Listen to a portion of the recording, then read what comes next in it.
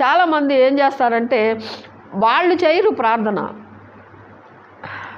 డబ్బులు ఇచ్చి మా కోసం మీరు ప్రార్థన చేయండి అంటారు, కానికి ఇచ్చేసి మా కోసం ప్రార్థన చేయండి అంటారు. వాళ్ళ ఆత్మ వర్ధిల్లదు. ఆత్మ వర్ధిల్లాలంటే మీరు చేయాలి ప్రార్థన. చూసారా, ఎవరు తింటే ఆహారం వాళ్ళకే బలం.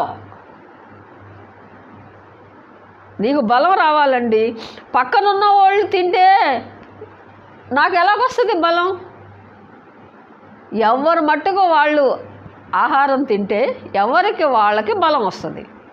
అలాగే మీ ఆత్మ వర్ధిల్లాలంటే మీరు ఆత్మ సంబంధమైన పాటలు వినటం వేరే ఒక రకం, దానికంటే కూడా మీ అంతటా మీరు మీ పెదవులు విప్పి ఆత్మ సంబంధమైన